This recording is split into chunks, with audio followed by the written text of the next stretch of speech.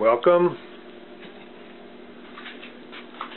to Out of the Blue, number 22. Today we are going to touch upon a new idea and called cubic Treetarianism.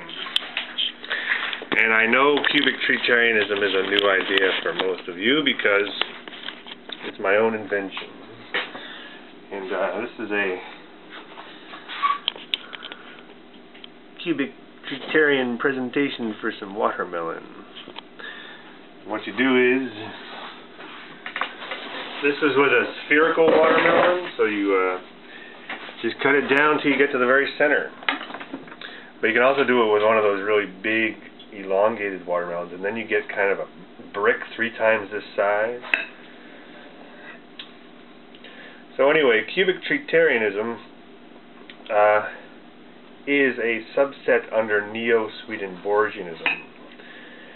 And I bring it up because Neo-Swedenborgianism, I've said, is scientific. And with a name like Neo-Swedenborgianism, nobody believes me. They think I'm being silly. But no, Neo-Swedenborgianism is rational and scientific. There's no belief, etc., etc. I've said that before. But cubic Treetarianism is a branch, is the mystical branch of cubic Treetarianism. Sorry, cubic Treetarianism is the mystical branch of Neo-Swedenborgianism. And what's mystical about it, now before anybody says this, I know watermelon is not from a tree. So this is not exactly cubic Treetarianism, but as the instigator of cubic Treetarianism, I'm pretty open-minded. Anyway, Neo-Swedenborgianism, Swedenborg was kind of the beginning of the spiritualist movement. Swedenborg was not a spiritualist, but spiritualism, a lot of it came out of is influenced by his writings. But Swedenborg himself, earlier in his life, was a scientist. And more importantly, Neo-Swedenborgianism is not mystical. It's an analytical, rational look at these states of mind that he, Swedenborg, and other people have entered, and that seems to be a part of human existence. So you can read, like for instance, a near-death experience. A person travels to some other realm, and they say it was more real. They met grandma. They met this. They had all these experiences. You don't have to accept that it's a real place, but we've seen this happen so much that we pretty much have to accept that it's a real part of human life. So this really happens to people where they visit this place, which to them is, quote, hyper-real. So that hyper-reality is something that could be experienced by any of us. So any of us may go to this other realm when we die or when we almost die and see it, and it's so real that it as I've said before, usurps this reality. So you don't have to believe it's actually real to analyze this hyper-reality in a rational way. Okay? So then you can read these things in a different light. Not as if it's an actual place, but as if it is an actual experience. And part of the motivation is it's an experience which you have and I have a real chance of having. So that's my preface saying that Neo-Swedenborgianism sounds kind of new agey, but it's actually rational and analytical. Everything in it. So I can address everything in it in a rational way. That's what Neo-Swedenborgianism is looking at these experiences in a scientific, rational, analytical way. So that said, I'm really talking about right now is cubic Treetarianism. So, cubic Treetarianism is mystical, because there's a difference between mystical thinking and what you might call mundane thinking. Esoteric mystical thinking versus everyday mundane rational thinking. So, what cubic Treetarianism says is that there is an undefinable essence. You see, that undefinable, once you term something undefinable, you are out of the rational realm.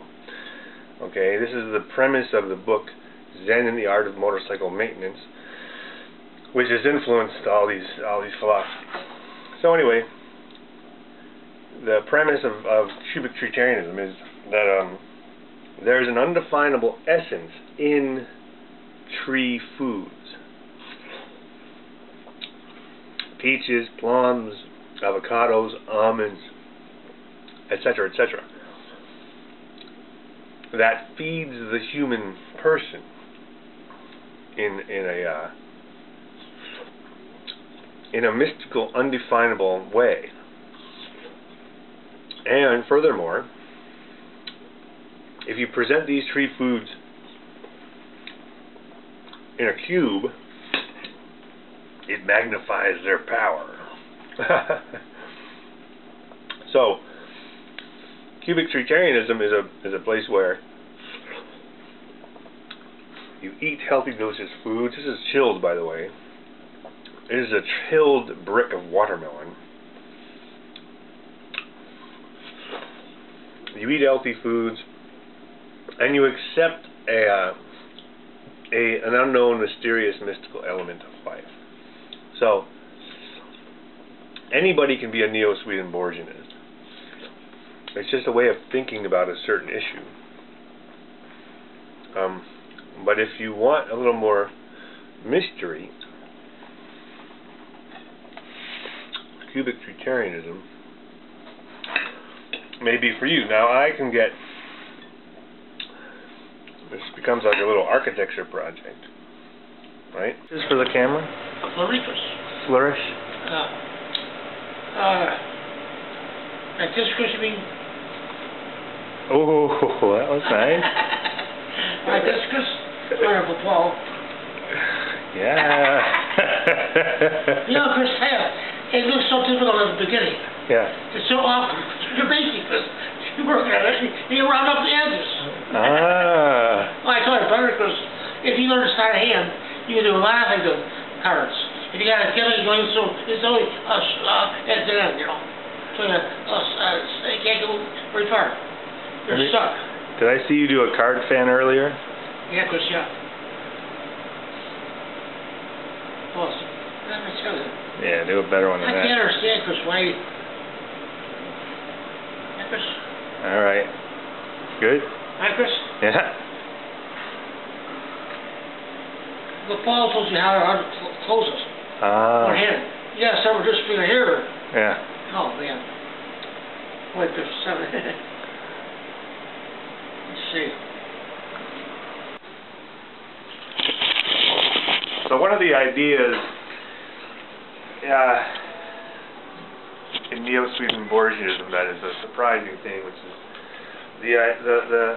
the lack of power of belief, because you hear sometimes about the power of belief, and but not many people talk about the powers that belief does not have.